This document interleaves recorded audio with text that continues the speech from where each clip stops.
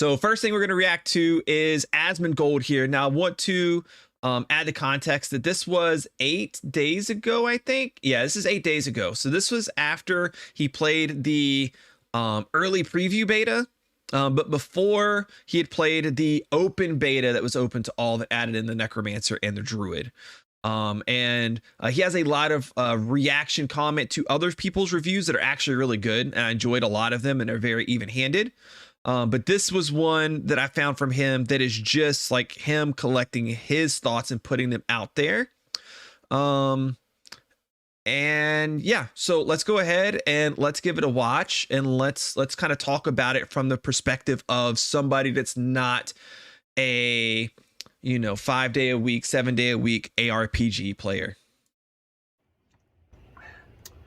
Diablo IV. Everybody's been playing it. Everybody's been talking about it. Today, I'm going to talk about it. I've played the beta now for a few days. I've looked into the game. I've gotten 2 characters to the max level, and I've no-lifed at least one of them to where they have pretty much full legendary gear that's almost completely upgraded too. So I wanted to give my thoughts on, in general, the first impressions of the game, and just talk about Diablo IV.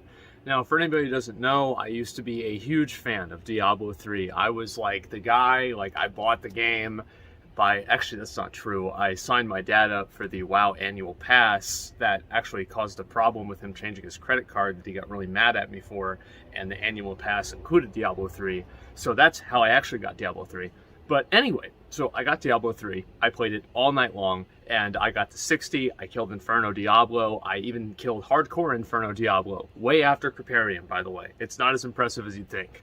But anyway, I did all that stuff, I got the Paragon 100, I absolutely loved Diablo 3. I had so much fun playing the game.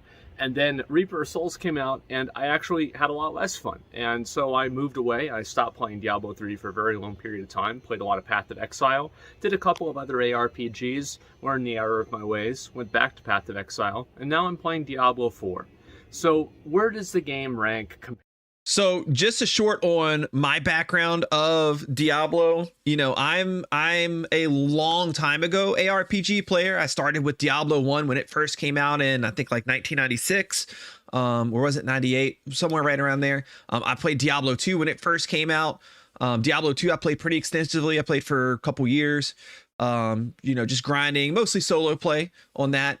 And then fast forward many years later, Diablo 3 comes out. I played and beat that right when it came out. That was really my extent of Diablo 3. I thought it was fun. Never played Path of Exile. And really from there, I've really been absent from the ARPG category for many years. And Diablo 4 has piqued my interest. And I've liked a lot of things that I've seen about it, and it's kind of brought that nostalgia back and it's sucked me back in. We've played the preview beta and the open beta, and we got 3 characters to 25. No, I got a sorcerer and a necromancer. No, a sorcerer and a barbarian to 25, a necro to 20, and a rogue to 16 or something like that. So that's kind of where I stand in my gameplay in Diablo 4. Compared to other ARPGs? Is it as complex as Path of Exile? I think the answer to that is no, and I think that is an intentional no. I don't think that it should be as complex as as Path of Exile. Diablo 4 is in general a much more simplified version of PoE. Like, for example, whenever you were playing a Necromancer in PoE, if you want to change from carrion golems to skeletons, you've got to completely, reorient 17 different skill gems, 3 different talent choices, your ascendancy, and then also your enchants on your gear, and then your corruptions and all kinds. We're going to increase playback speed. But with Diablo, there's a button that says, I thought that was a wasp, but it was just one of those stupid things, and there's a button that says, zombies or skeletons, and you just go click, and it's done. So how much longevity is that going to have? I don't know. I think that's one of my biggest concerns with Diablo 4, really, is that the game has a surprising amount of simplicity to it. And I do understand the the silliness in saying that to an extent, because the beta only goes up to level 25. However, I've played Diablo 3 before, many times, thousands of hours, and I don't really see a lot of complexity in that game either. I don't really see a whole lot of new systems happening in Diablo 4 that's going to be transformative to that in a way that's different for players. Like, I think that you're obviously going to have people that are, they're going to play it and theory craft it, etc. But like, how deep does that theory crafting go? And I think there's a very interesting middle ground that I'm not sure if Diablo 4 is going to be able to. So here we're talking about the complexity of Diablo 4 versus prior Diablo games, or even comparing to Path of Exile. Well, I haven't played Path of Exile. A lot of these guys that are well respected in the community, like ASMONGOLD and others, they refer to it, and I kind of got a decent feel of it. And my opinion here, and we'll elaborate on it as we go, is it mimics a little bit of what ASMONGOLD is going to say. It has said so far, but it's going to go a little bit further, because there's the complexity of a game is a two-edged sword. If you make the game too complex and have too much depth to it, you're going to scare people away. It's going to feel intimidating, and people aren't going to want to play it. That's kind of what a lot of people say about Path of Exile. It's really for that hardcore ARPG player that lives and breathes the genre and wants to put in the time to learn, right? But on the other hand, if you don't have enough complexity, you end up in a situation where the game maybe starts out fun at first and then it falls off. I could say this from my experience of playing, a little bit of Minecraft Dungeons, which was there, like dipping their toe into the ARPG category. It was kind of fun, slaying tons of mobs at first, but there's no character depth and no depth to really any kind of skills at all in the game. And it just gets flat really quick. Really capitalize on, which is the middle ground that it is complex enough for it to be fulfilling for people to overcome the complexities, but simultaneously not as complex. That's what I just said. To the point to where it is just completely impenetrable for a new person. Any new person coming into Path of Exile, I tell them, follow your build guide down to a T, deviate a couple of times, realize the error of your ways, then go back to the build guide, because it's just so complex and so hard to understand. So Diablo 4, I think that really has to hit that sweet spot in between boring levels of just repetitive gameplay that's mindless and effortless with no real investment put into it, and then also not simultaneously be too complex to where people don't understand it, like PoE. And I do think that complexity is not necessarily always a good thing. There's a lot of people online that, well, the more complex game and the harder game is always the better game. Not necessarily. And I want to draw a correlation, and it's an ironic correlation, but I think it's very true, between two old games, Diablo 2 and Gauntlet. How many of you guys played Gauntlet Legends? You played Gauntlet over on the old arcade machine, Red Wizard shot the food. That was me, by the way. And, you just kind of did all that kind of stuff. You love Gauntlet. You played maybe Gauntlet. You played, Diablo 2. I didn't play Diablo 2. And Gauntlet was a great game. In my mind, I think that Diablo 4 should be Gauntlet, and Path of Exile can be D2. There's nothing wrong with being a simpler, easier to understand, more accessible version of a type of game. And I really hope that's what Diablo 4 can do. And I think so far it's doing that, but I think I guess this is one of those areas where it really depends on perspective, because if you're the type of person that's been playing a ton of Path of Exile, you've played these other games in the genre, you've lived and breathed Diablo 2, Diablo 3, etc., your expectation of what is complex, what is a detail-oriented system that has like all these different segments to it, is going to be a little bit different than what other people's is, right? And I think where you get to the point where you have a game that strikes that balance is not always in how many of these different systems of customization, skills, stats, etc. do you have.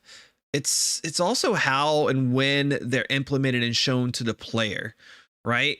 So, and I guess the impact that they have on regular everyday gameplay versus a more maximalist or competitive style gameplay.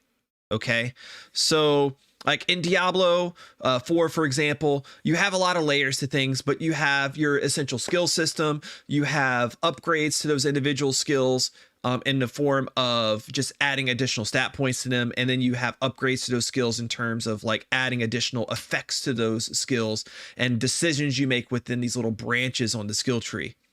You have the added complexity of a lot of these skills will cause different status effects and things to happen to mobs and to mobs in the game as well. Things like vulnerable and overpower and like, what is it called? Like a shield effect to yourself. I can't remember what it's called. Terminology is escaping me. But you have like all of these different like status effects and ailments, right? And then as you go up the skill tree, whether they be things that are directly related to that skill, like within the same path, think like ice skills for an ice for a sorcerer, for example, versus fire or electric. What you end up having is like you have different skills that will do bonus damage to something with a status effect. So that adds a small level of complexity, right? And then from there, you add in the complexity of gear. Gear can give you bonus damage to close up or far away enemies. Gear can give you bonus damage to a certain type of status effect. It can give you bonus damage to a specific skill that you have. It can add extra points to that skill. It can make that skill do something new that it didn't do before. So we add in that next layer of complexity. Then you have legendary items and the what are they called? The little rune things that you get from the affixes that you can earn from like completing dungeons and stuff. Then you get those. Then you add in the complexity of, well, I can take those and add them to any piece of gear that I want. That adds another layer. And then we're not even into end game stuff yet, where you're talking even more so about paragon levels and things of that effect. So you continually add on all of these things, and you don't have to master all of them to go through the game and enjoy it and have fun. But if you do master them, you end up with a character that's far more powerful, that has an easier time rolling through the game. It's more fun because you're causing more destruction, and can even compete in a more competitive environment where you do better at fighting some of these really hard challenges, world bosses, strongholds, whatever, right? The game is seemingly going to get harder as you go. We've only played Act 1. What's Act 2, 3, and 4 going to look like?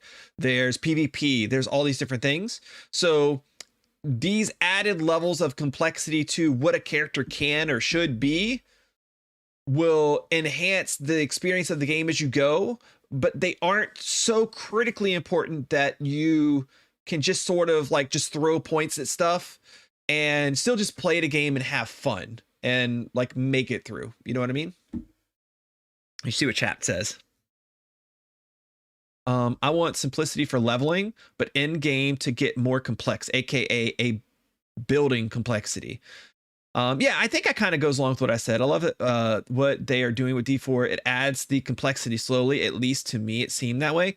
Yeah, I mean, essentially what they're doing is they're giving you all of these things that can help you. Oh, and we didn't even talk about like different character, like different heroes or characters, whatever you want to call them, classes. They have their own level of complexity. You have the necromancer can choose like certain things about their skeletons. You have mastery things for the rogue or the barbarian. Like you have additional things that add additional complexity even further to what we've already said. So yes, what I would say is that I think Diablo 4 is doing that balance. You don't have to 100% master and know all of these things to have fun and be effective in the game. And in fact, to use all of these things, you don't really have to know a whole lot about all of them. As long as you're using them, you're going to get by. But if you want to take these 5, 6, 7, whatever different ways that you can affect your character to make them better and stronger, and you want to start to build them around each other, dude, that's a lot of variables when you got to line up all of these different things to max a character. Maybe it doesn't seem like a lot to somebody that plays Path of Exiles or whatever. I can't comment on that, and it's probably not a lot compared to that. But to say that there's not a level of complexity, I think would go too far. And I don't think ASMONGOLD is necessarily saying this, and I've seen in his like reaction videos to others. I think he actually kind of more warms up to that idea later on, and I think he hits it right on the head. But from a perspective of somebody that's not inside of the genre, to like take a look at these things and see them and have a fresh perspective and look on them, I think there's plenty of complexity. And lastly, they can always add a little bit more as they go, right? We're just talking about release of the game. What are they going to do in the first or second expansion, or as the seasons go on? I mean, they could add little bits here and there to enhance things and make the complexity even better. And I would say, like, if I had to rate the game, I think people always want me to, rate the game. What was it? Is it a 5? Is it a 7? Is it a 10? I would rate Diablo IV, the beta experience, I would rate it probably like an 8.5. I don't really feel comfortable saying 9. I don't feel comfortable saying 8 either. So I'm feeling somewhere around 8. I think for somebody that's like been in the genre for a long time, them rating it like an 8.5, that's pretty good. That's pretty good. I don't think anybody should scoff at that. 8.5 for somebody in this genre that's played so many different games is a great rating. 8.5. I don't think it's incredible. It's not changing my life. It's not innovative to the point to where it completely, reorients my thinking on the ARPG genre. However, it's very good at doing what it does. And I think that that's what I want to talk about next, is that the actual gameplay, the combat, the questing, etc. I think the idea of having the less, Blizzard is known all the time for their cinematics, especially back in the day, whenever they were just head and shoulders above everybody else. Cinematics look great, by the way. I love them. But back in the day, Blizzard cinematics were the fucking gold standard. Anyway, so a lot of the Diablo IV cinematics are not that amazing. Like, they're not that great. But I think they're pretty good. Is that they do show your character in the cutscene. They don't have that gap that they used to have back in the day when you used to see like a Diablo 2 cinematic, and then like you were just so blown away compared to anything else that existed. Like, that gap's not there, but I still think the cinematics looked pretty good. I wish they performed a little bit better. In general, they like felt a little jittery at times. But in terms of like how well they looked, I was happy. In a way that is actually pretty fucking good. And I like that. It sounds stupid, but I think I do. And that higher quality of cutscene, I hope they have a couple of them, of course, but it's not necessary for every single end of the act or anything like that. Yeah, and I think maybe what he's alluding to here is that a lot of the cutscenes weren't like actual like video cutscenes. There's a few of them that you see, right? Like the opening scene, when you first open the game. There's the Lilith one in the church. There's the one at the end. I don't want to spoil for anybody that maybe hasn't seen it, but there's the one at the very end of Act 1. But then you have a ton of additional cutscenes that are actually like seemingly they're being rendered in game, and those are really cool because normally you wouldn't get those. You would get some type of more generic player interaction, but the fact that you're getting these extra cutscenes that put your character in and kind of like make you feel like it's more of something that's happening in the game, I think is really cool. Big man, thanks for following. Appreciate you, dude. And I've actually really enjoyed just going through the game and seeing more cutscenes, even though they're a little bit lower quality. Yes. And I think the overall story of the game, this is, again, Act 1 story. I really liked the story until you got into, like, the main town and you started doing stuff. I like the idea of being that lone, grungy adventurer that smells like fucking, like, horse shit, well, literally in this case, and you're in this village, and then they try to kill you and sacrifice you to a demon, and then you kill them. And I felt like that it scaled up quite quickly in terms of the, the complexities of the game and the scale of the game in terms of the narrative. And I think he's right. Like, I would say for the most part, but I have some things to add on to it. But first, like the story from opening the game until the point where the dude drags you into the barn and tries to kill you, and you have to like break out and you like kill the villagers. Like, the story there is like, it's so good. It's fantastic. It's a 10 out of 10, like easy 10 out of 10, like not even close 10 out of 10. After that, I think the story elements are good, but I see the criticism that he says in the main storyline. It seems to advance pretty quickly, and maybe that's what it has to do to keep people's attention, right? We're kind of like in this like day and age where people look for these sensational like things, whatever they may be in life, and like getting to the point. We know this is like YouTube content creators, right? Anybody that's created a YouTube video, watch YouTube videos, like you have to get to the point, and you can't have too much fluff in between or people get bored. So maybe that's why it kind of advanced quick, and also just throws you into the action a lot faster when they do that. But I want to add this: the stories, the little like mini stories you get from all of the side quests. I don't know about the rest of you, but they're really good. I've never been one personally that gets like super invested in side quests. I just haven't. Like, I'll do them. Sometimes I listen to the dialogue, sometimes I don't. Generally, I just want to get to my reward at the end. I can say my experience thus far in Diablo 4 is I want to find every single one of the side quests. I want to find them all. I want to listen to the dialogue, and like, they're interesting for the most part. They're really good. And the best example I can give of that is somebody in chat might have to remind me of her name. I can't remember her name, but there's this lady in the main town, and she like handles like a lot of different like demon possessions that are happening to like different villagers there. And like, she goes and she like exorcises a demon from this child, and then like she goes and exorcises this demon from this husband, and then, well, the demon that came out of the husband actually got into her. And then like, when you see that like she's injured and then now the demon's in her, like, you're like, wait, holy crap, like, no, like, I like this chick. Like, what do you mean the demon's in her? And like, as you're going through and completing that mini quest, and then like the demon comes out, and you like fight him and stuff. Like, at the end of it, you're like, oh dude, she better not die. Like, this girl better not die. That's my girl right there. And I'm not going to let this demon take her. You know what I mean? So I like that you can get invested in the little side quests. And I also like that this is kind of like a side point, maybe more goes to gameplay, but they're freaking everywhere. Like, they're in the main town, they're in all the little towns, they're like on the side of the road somewhere, they're like in a dungeon or something. I don't think there's any in dungeons, but you get what I mean. Like, the side quests are all over the place, and they pop up at different random times when you like advance the main story or do other side quests. It's really nice. They draw you in more than side quests that I've ever personally experienced in my time of playing, you know, this type of game, or RPGs, or even MMOs. The little bit of experience I have with those a long time ago, they're really good. And I did not really prefer that as much. If I had to say, I'd say that I like the story in Act 1 Diablo 3 more than I like the story in Act 1 Diablo 4. But I think that both of them are fine. They're passable. They still fit that you know, that notch of like, it's kind of like this, it's like Pulp Fiction type stuff, where it's not this super complex, very, you know, like hard to understand characters. No, not really. It's just, these are the bad guys, these are the good guys, and they're demons, and, you know, there's like a few plot twists, but that's about it. I think that's what Diablo is supposed to be. It's not full of nuances like Game of Thrones or something, and I think that's a good thing. Anyway, so the combat. Anyway, story is good. Voice acting, incredible. Great job with voice acting. All of the kind of like, if you were to think about like, you know, old Game Informer or like Nintendo Power Reviews, where it says like graphics, voice acting, story, like all of those numbers, I think for Diablo 10 would be a 10, yeah, pretty much, at least a 9. Diablo 4. Voice acting is so good. Together. So combat, let's talk a little bit about combat. I think combat is good.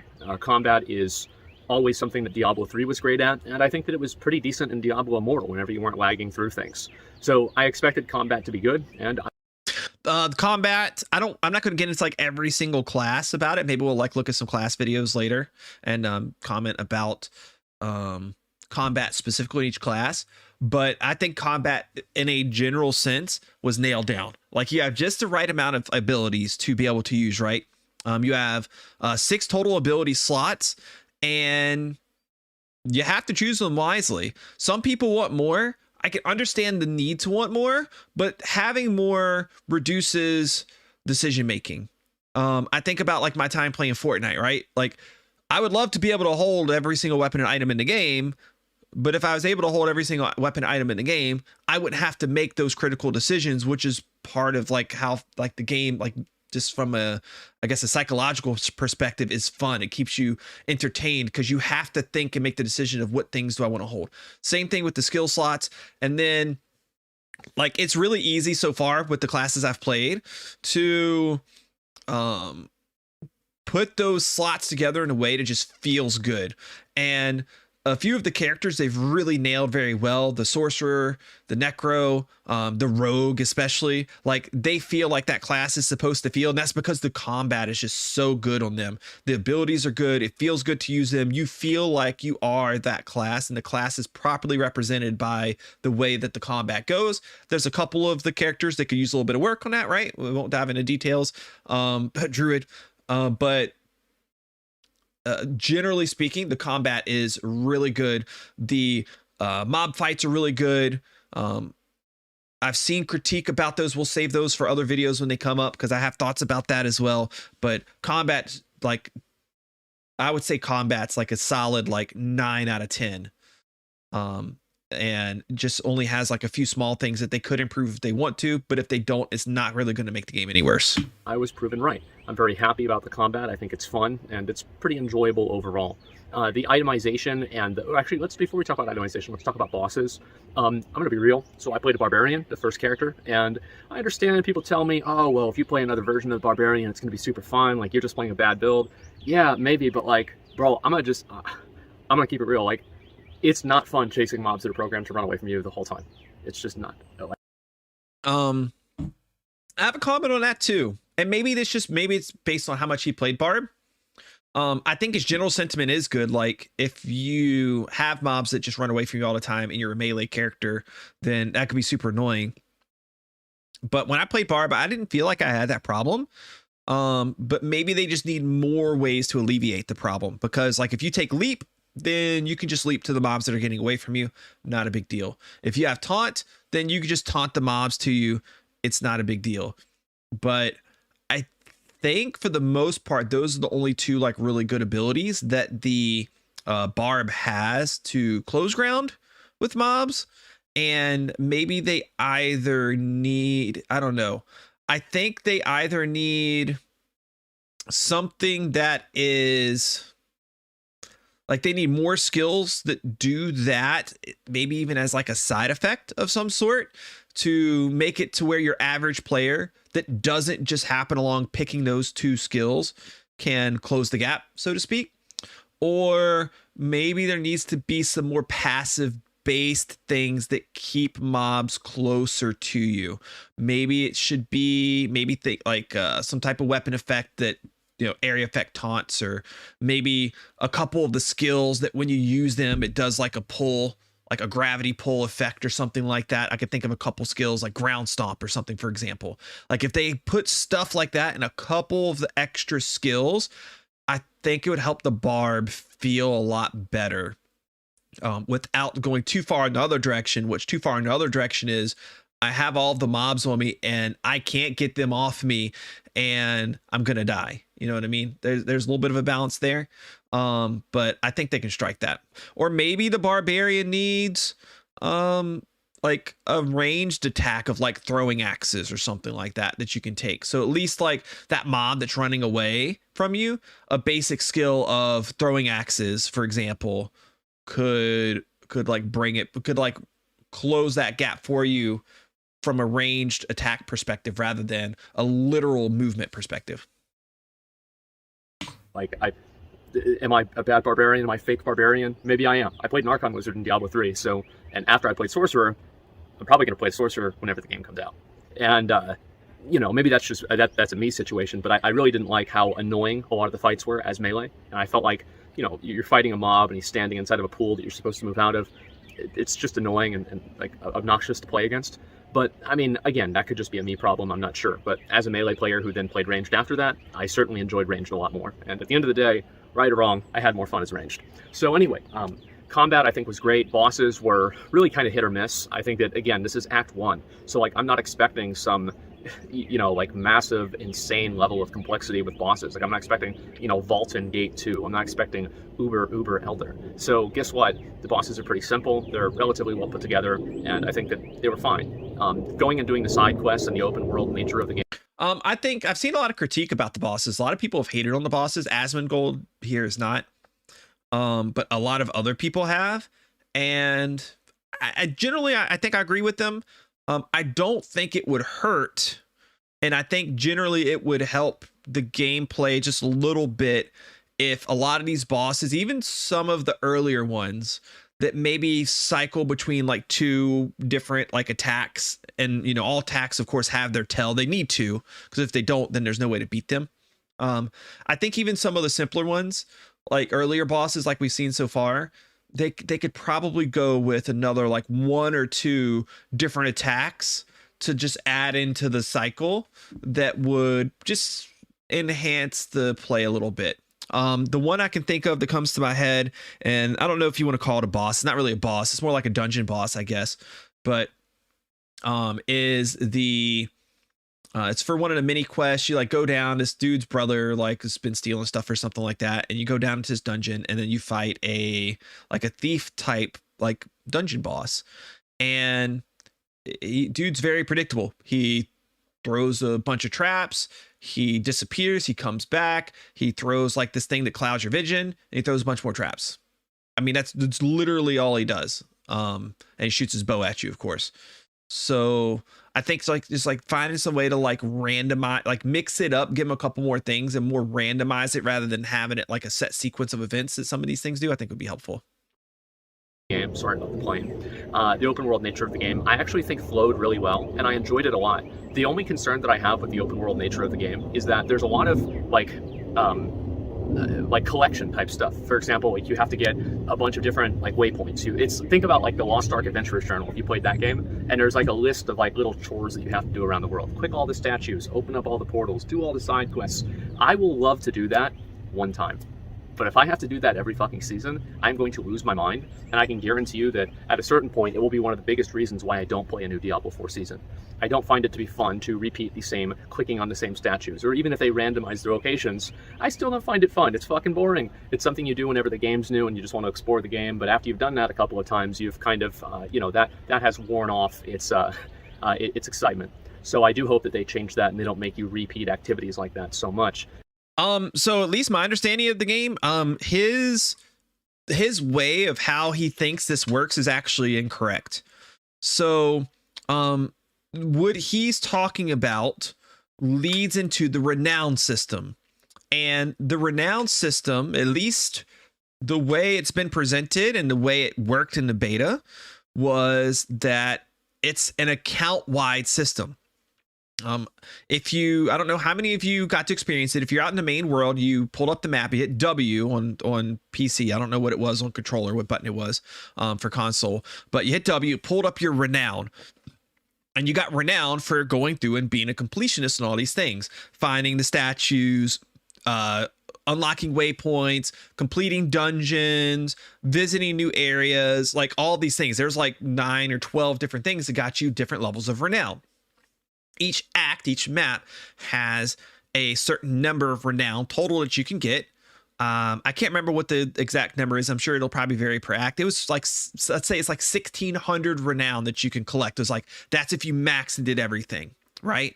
And his concern is that he's expressing here is, I don't want to do that every time because it gets boring and repetitive and old, and like it's a task to do it every time. And if that were the case, I would agree with him. That would be true, but that's not the case. So what happens is when you're on one account, you go through and you collect the renown, not account, but character. You collect renown for that one character at first, right? So let's say I'm playing a sorcerer and I go through and I get 1,000 renown. I get 1,000 renown. Well, first of all, there's 5 different rewards that you get for renown in each act. So I go through, I get the 1,000 renown from like, and that gets me to, let's say, level 4 out of 5 reward. And then let's say I go and play my barbarian and I get 200 renown, but that renown is different than the 1,000 renown that I got on my sorcerer. So that renown there is just for that character, but the 1,000 renown that I got on my sorcerer's account, those 4 rewards that I get those rewards permanently for my account, right? I'm gonna add a caveat and then for Ryan talking in chat, because there's one part of this we don't 100% know for sure, right? So I get that renown. I get that 1,000 renown for my sorcerer. And 2 of those renown are skill points. One of them's like an extra potion use. I never got to the 4th one. I can't remember what the 4th one is. It might be another skill point. But let's just talk about the ones that I know for sure. So on my sorcerer, I earned 2 skill points and an extra potion slot. I have 5 potions instead of 4. So now my barbarian that only has 200 renown still gets those 2 extra skill points and that 1 potion. My brand new character that I make, or a character that I've already had made before my sorcerer, whatever, they get those renown rewards. Okay. Now on my sorcerer character, let's say I want to work up and get that 5th renown reward. I have to get to like 1,400 out of 1,600 or whatever it is. First of all, to max out your renown reward, you don't have to completionist everything. You have to completionist about 4/5 of it or something around there. But let's say I want to go ahead and get that 5th renown reward, the final one. What I cannot do is I cannot, on a new character that I start, just go ahead and get a few hundred more renown, or do the couple dungeons that I didn't do in my sorcerer and think it's going to add together. That doesn't happen. It doesn't do that. What I would have to do is go back to my sorcerer or go all the way through it on another character again. And I have to get the full 1,600 renown on that character, or whatever it is, whatever the number is, 4/5 of the renown that you need to get. I would need to get that on one character, and that unlocks it across the entire account. Okay. So now if I get 3 extra skill points and and 2 extra potion slots or whatever it is, now every single character I ever make and have will automatically have those things. So you don't have to repeat it. And that's the part that I think maybe he misunderstands. I'm pretty sure this knowledge was out there before this video was made. I want to caveat, maybe it wasn't, but I'm pretty sure it was. Now, there's a couple things to like asterisks to this. Number 1, you earn gold, a okay amount of gold, nothing too crazy. You earn gold when you complete renown.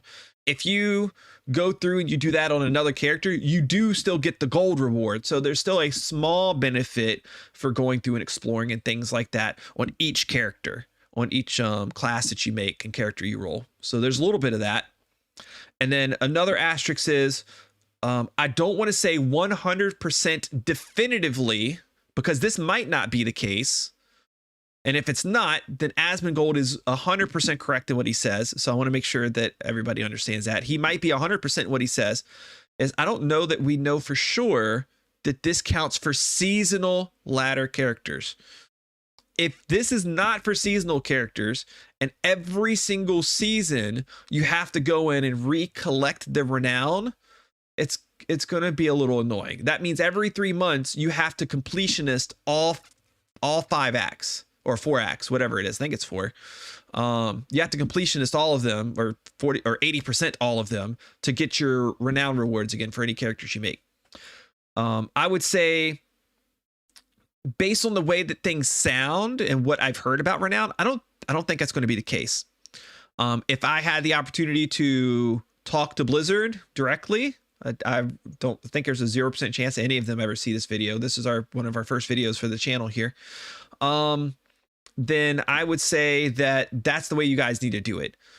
Make renown permanent for the account in terms of those special rewards, even across seasons. And let's leave it at that.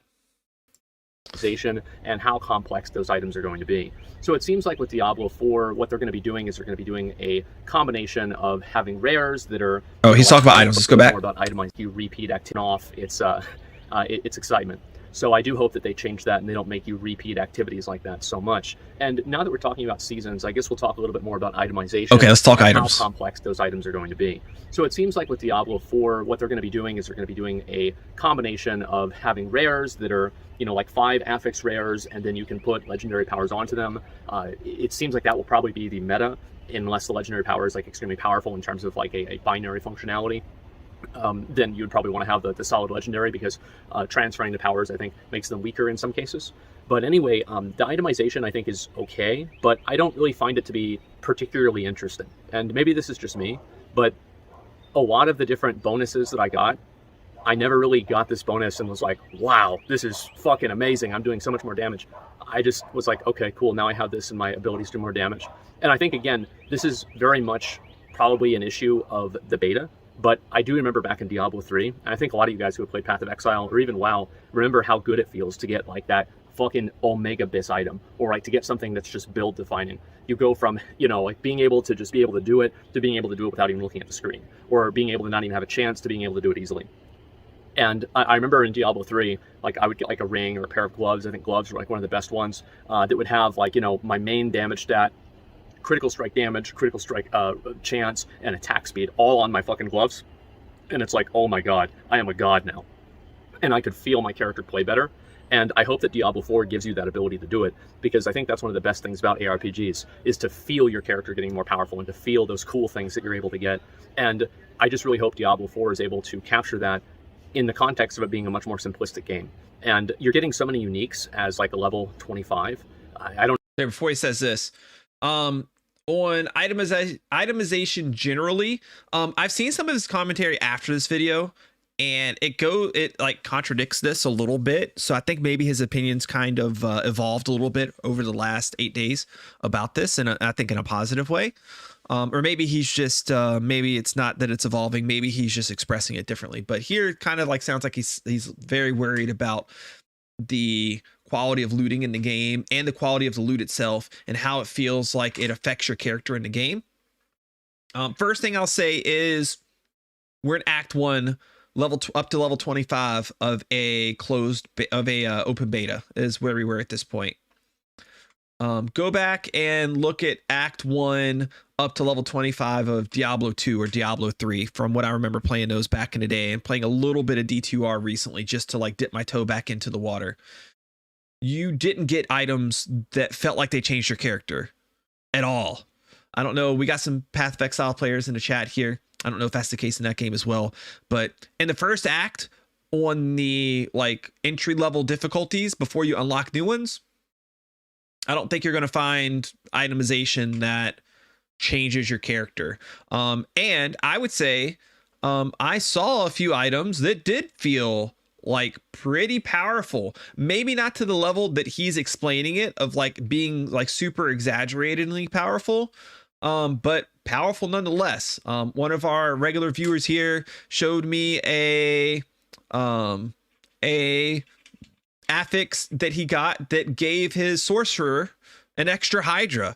The first Hydra is pretty darn powerful and fun to play with. Having two of them, even better. And he got like +3 to his Hydra skills. Like Hydras were just demolishing stuff. You know what I mean? So I think it's still yet to be seen, and it's way too early to judge. But I believe that we're going to end up seeing plenty of skills that feel unique and complementary to different player builds or styles that will alleviate this potential concern for people. All right, let me check chat. PoE 500 skills, but majority of people just copy and paste builds. I'm hooked on Diablo 4, bro. I want them to drop it now so bad. Hey, Aka. How's it going, dude? Thanks for jumping in. Me too, man. It's going to be a hard 2 months. It really is. Making some content on D4 is going to be what gets me through. This is my second channel. So I have a main channel that I still make content for that'll help keep me through as well. Yeah, dude, I can't wait. I really can't. I'm ready for Diablo. Me too, man. I think D4 will be able to achieve that build defining itemization, but it will be towards end game. I don't know. Yeah, well, you got to think like first difficulty. Once you get through Act 4, you're going to get up to level 50. Difficulty after that, you'll be able to get to 75. Difficulty after that, you'll be able to get to 100 is what it's looking like. So like we haven't even seen a quarter of the game. If you got to think, there's 3 core difficulty levels. If you don't count adventurer, there's veteran, and then whatever the 2 above that are named, and then you have 4 acts per difficulty. So we've visually seen 25% of the game, but realistically, we've experienced like more like 1/7 or 1/8 of the game. You know what I mean? So I think it's hard to. People like to form opinions, which is all well and good. I think people should form opinions, like give opinion-based commentary on the 8% of the game that we've actually gone through. But I think I would just like add in that they should add in that caveat of like, we don't really fully know yet. And some people act like they definitively know. ASMONGOLD doesn't, but there's others that will probably watch that do. People shouldn't act like they know for sure that what we've seen so far is all that there is, because that's just crap, I think. Anyways. I don't know if more sense. And I just really hope Diablo IV is able to capture that in the context of it being a much more simplistic game. And you're getting so many uniques as like a level 25. I don't know if this is increased for the beta or not. I worry that it is confirmed that it was increased for the beta, about 300%. So for any of that were wondering, you're getting 3 times the amount of rare loot that you would have gotten. So where it felt like it was easy to deck out and get up to level 25 and have like all rare stuff that was pretty solid, it's not going to happen when full release hits. So just set your expectations, and really it's better that way, which will also mean that the game will feel a bit harder when you go and play it when it does full release, because you're not going to have as good a gear, which is a good thing in that specific regard. You're going to be playing the game, and within the first 10% of like the first day or two of playing the game, you will have obtained like 80 to 90% of the functionality of your build, and then after that you're just searching for upgrades for that build. And I don't know if that's a good or a bad thing. But that's not how it's playing out. You're getting a decent amount of the functionality from your build, but that's not how it's playing out. Again, the loot is not going to be an issue because we're getting 3 times loot in the beta. That's not the case anymore. So you can kind of toss that out. You are making it a decent way around down the build tree in the first 25 levels. Like you're almost down to the bottom of it. So functionally, in terms of what your character has to use, you do get most of the way there. And I could see how like maybe like big fans of the genre could think that that's a bad thing. But I think that's their preference based on them liking there to be more to unlock in the end game, I think. I, as more of a normie player, I don't see it as a bad thing necessarily. I like the idea that I've kind of like gotten to the point, you know, a quarter of the way through leveling my character, maybe a little bit more than that, probably like close to like level 30-ish. You'll be far enough down the skill tree to have the access to try every skill that there is, the access to do it. Those skills won't be at their highest form. You're going to get a lot more skill points, do a lot more things, etc., etc. But I don't think that's a bad thing necessarily. And then there's other functionality too that you unlock for your character as you go. Was it Cursed Book or whatever for the Necromancer, the expertise lineup for the Barb and the Rogue. I don't really know a lot about those. I don't know that a lot of people do, because a lot of that stuff was kind of locked behind the beta. The Druid supposedly is going to have like different things that it gets from like different areas of the game that make it stronger. So there's going to be more things that unlock more like skill or abilities or things or enhancements to your character. And then there'll be the loot that comes like later on in the game too. So I think that you'll see all of those things occur. And then also, like, who's to say that Blizzard couldn't expand the tree at some point too, and make it to where some more things appear further down. I don't know if that'd be a good thing or a bad thing. I'm not really quite sure, but it's something that they could do if they wanted to. I could see that being kind of, it's like a one and done type situation. You play the game for a few days each season and then that's it. But I can't really see myself coming back and playing future seasons if the itemization isn't a little bit more complex and I don't have a little bit more agency over controlling it. You're able to do a few things with the items, but I don't know if it's going to be enough, especially in season 5. I don't know what he's referring to here. And this is going to be something with me not being, as heavy into the genre as all these guys that are like experts at the ARPGs and old Diablos are. But I mean, I feel like I have decent agency over my weapon. I can have a weapon, right? I have a weapon. I can add an affix to it. You guys can't see my hand. It's over here. I can have a weapon. I can add an affix to it. I can upgrade it at the blacksmith. I can add gems to it, and I have like all sorts of different gems you can add to it.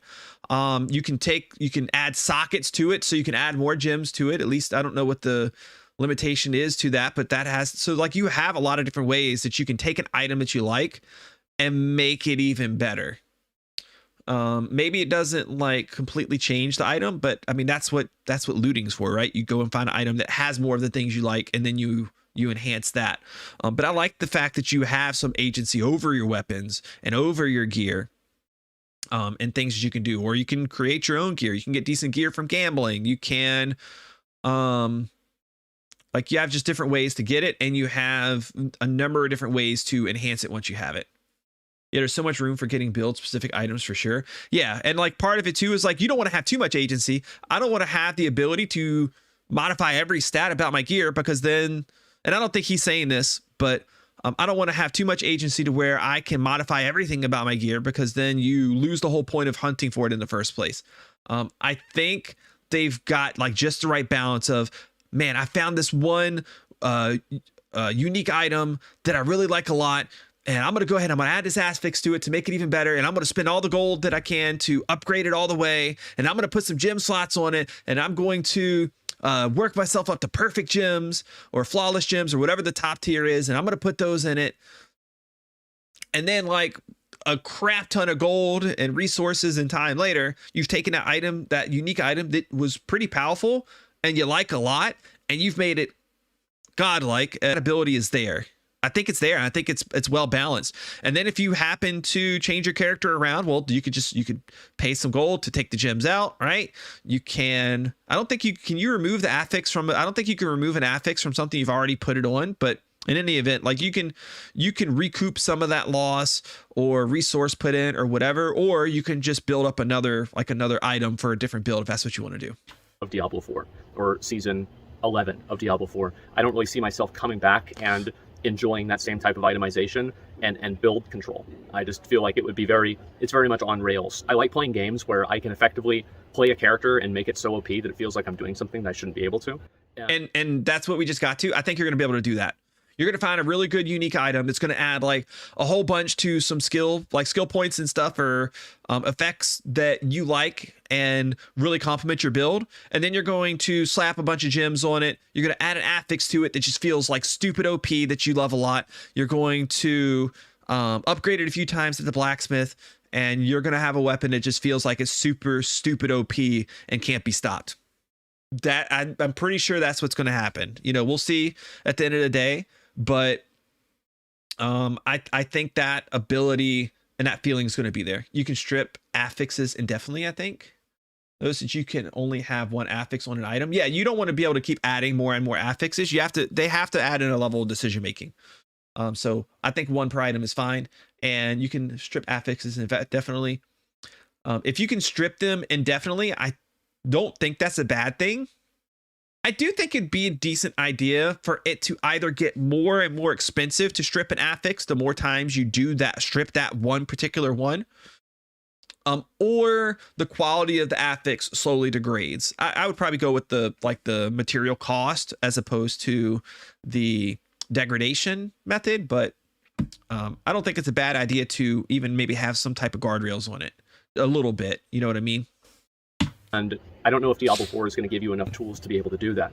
So that's in general the way that I feel about the itemization. It's not amazing. It's not awful, but it is what it is, I guess. It's pretty good. So next thing is going to be, like, again, I'll talk a little bit more about the open world content and the MMO nature of the game. I heard from a number of people that Diablo 4 really felt like much more of an MMO than an ARPG.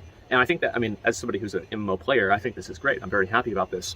And I went through and I think it's a good mix. I interacted with other players. It was seamless. They were never annoying. They never made my experience worse. And overall, I actually enjoyed it. I thought it was great. And I like the idea of going into town and seeing other players. And, you know, I hate to say it, but Diablo Immortal did this too. And the truth is that it was really fun in Diablo Immortal too. I like this too. I really wouldn't go as far as saying it feels like an MMO. Just because the level of interaction is different, but if that's what you want to call it, I think it's fine. But it's nice to feel like you're in this multiplayer environment where there's other people running around doing stuff. Like he said, I never felt like it took away from my experience. If anything, I got kind of excited. Like I would see other players doing like one of the red challenge areas on the map. I'd be like, oh crap, there's somebody over there. Like I'm gonna go help them out. Or somebody like rolled into the one I was doing. I didn't care. Like whatever. Like it's cool. Like come on in, bro. Like there's room for more people. Let's go. So that was fun. I liked seeing people walking around in town. It just makes you feel like you're not playing alone. Even if you are playing alone, it makes you feel like you're not playing alone. I think for a lot of people, this could be a good way to like find somebody to play with too. Like what if you're playing alone, but you want to play with somebody else and you're a level 18 sorcerer and you see a level 17 necromancer walking around by himself, shoot the dude an invite, have fun and play. Why not? The fact that you can run into somebody and find somebody to like play with and do stuff with, I think that's pretty fun. I think it's a good idea.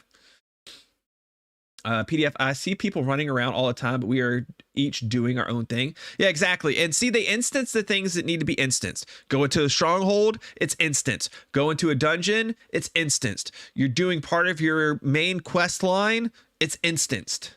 Your own quest is instanced. I think it is. Well, no, maybe I'm not your own quest.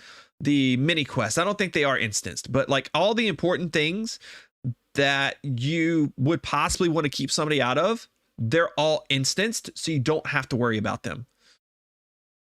They struck such a good balance. They really did a good job with this. You could tell a lot of thought was put into it. And we're not going to get into it now, but I have a better understanding of how the whole like scaling difficulty for level works. But the way they've done it basically allows them to have like a wider gap of level of characters in a world together and actually be able to coexist, which is really cool. But we'll talk about that more, because one of the reviews I watched spoke about this, I think, to some extent, and we'll comment on it when we get to that. So I'm really glad to see them add that same functionality into Diablo 4 and make the game feel a little bit more open and allow you to interact with other people. You can, I think, inspect them, look at their gear, which is, I think, super important in the RPG. And I think overall, the open world aspects of the game, the world boss and everything, I think it's really cool, and I like it a lot. I can see how some people that were purists of the game wouldn't have the same opinion, but for me, and that's fine if they have that opinion. That's some of the main feelings it's okay about Diablo 4. I'm trying to think if there's anything else that I'd really want to go through. Obviously, you know, like a lot of intangibles, things like graphics, things like the menus, etc. I think all that stuff is fine. It all looks good. Nothing really bad about it. It's good. Look at Modern Warfare 2 that came out. Modern Warfare 2 2022. They tried to like go fancy and like different with the menus. Everybody hated it. Everybody considered it dumpster fire garbage because they got freaking like Hulu or something to design them for them. If it ain't broke, don't fix it. All the menus felt good. The only thing that I had trouble with, or the only thing that I think they could have done better, is when you selected like when you go to start the game, it asks you if you like wanted more or less like tips or information or whatever. If somebody selects the more tips and information, I think having more pop-up tool tips would be a good idea. I can't tell you how far I went into the game as Necro before I knew that there is that extra little bar up there that let me change like what my skeletons did. So adding more like tooltips and like maybe little like question mark things to like that people can click on to just give them information or point out areas of the screen they didn't know about. That would be a really, really, really good idea for them to do, like incredibly good. And then if you like, maybe if you pick the mode where you don't get the tooltips, then fine, those don't have to pop up. Maybe you still have a little question mark thing that somebody can click on if they wanted help or something like that. But otherwise, I think that's just a basic criticism I think they could do to make it better and easier for all these new people they're going to bring into the genre. Definitely passable. There are a lot of people that have been negative about Diablo 4 because, you know, it doesn't make them feel the same way that Diablo 3 or Diablo 2 did. I hate people act like that. That's probably a product of its time, and I'm not necessarily sure that you can have any game that'll make you feel that way again. But if you do find one, please let me know too, because I'd love to have that feeling again. Diablo 4 didn't really do that for me either, which is why it's not. It reminds me of the person that, like, I don't know, watches Harry Potter or something like that, or Lord of the Rings, and they're like, this movie sucks because doesn't have all the details that the book had, so screw this movie. Like, I can't stand when people do that. So some people probably do it in like an honest way, right? Where they're like, oh, well, like I have this criticism because I like this about Diablo 2 better. And oh, well, this one thing about Diablo 3, I liked that better. Then I like, oh, that's good. But people that are just like, man, this game is just dumb. All they did was they reskinned Diablo 3 and named it Diablo 4. It's stupid. Like those people are just dumb. I don't know if we'll watch any of those reviews or not. I can't remember. But I have no love for people to do that. It's just stupid. Some sort of like a 10. Again, this is not Elden Ring, okay? It's not the, greatest level of innovation in ARPGs since Path of Exile. But it's a good, solid game. It seems fun, and it seems like Diablo isn't really trying to compete as much with Path of Exile. They're trying to broaden the scope of what the ARPG genre is and appeal to a more casual gamer and a person that wants to be able to go into the game, understand it, and play it without using a bunch of different spreadsheets and looking things up online, at least too much, until they get to the Paragon board, that is. So overall, my feelings on the game are overwhelmingly positive. I'm very happy about it. I think that I'm reserving judgment for a lot of different things like end-game systems, etc. But my main concern with the end game is actually very similar to my concern with the itemization, which is why would I want to play Diablo 4 Season 6 just to go and run the same dungeons again and again and again?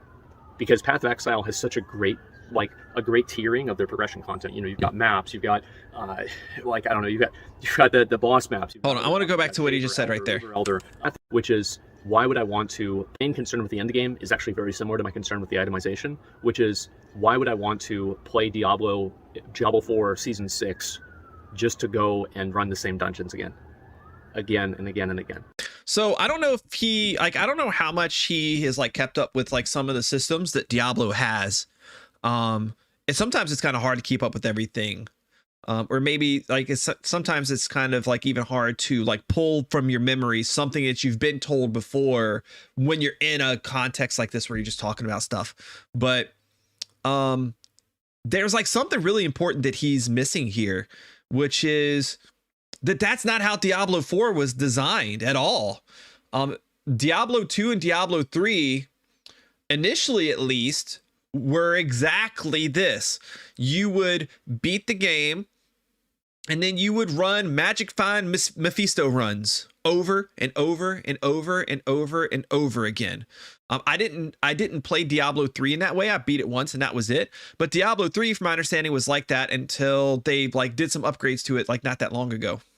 And what it looks like they did, by the way, when they did D2R and some of the things they've added to D3, either they designed those things after the fact and liked them and are bringing them to D4. I think it's more likely they had these ideas for D4 and early on in the drawing board stages, 4, 5, 6 years ago. And they were like, hey, let's test this out now. Let's put this into Diablo 3 and see if it makes it better and see what people think. Let's put this into D2R and see what people think about it before we implement it in its final form in Diablo 4. I think that's what they did. But essentially what they've done with Diablo 4 is they've erased, at least seemingly for now, we'll see how it actually plays out when the full game hits and people get to level 100 and all that stuff. But seemingly what they've done is they've completely erased the necessity for getting the best items, of finding that one most efficient place and that one most efficient build. Everybody gets that build. Everybody goes to that place. And then you do it over and over and over and over again for days, weeks, months, years. Just all an effort to find the best loot. They've eliminated that.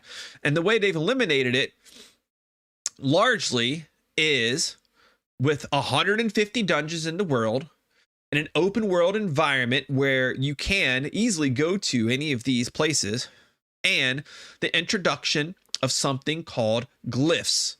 I don't want to try to speak to where and how you get all of these glyphs or the initial ones or whatever, because I don't 100% recall, but essentially you're going to get these glyphs, and a glyph is a randomized attribute or set of attributes that make a dungeon harder. For example, I don't know if this is an example one or not, but let's say, for example, 50% of the mobs that spawn in are mobs that explode, or mobs have 2 times more, or all mobs are extra health. There's like something like that, right? And maybe you have multiple of these like mob affixes on, or modifiers or whatever you want to call them on a glyph.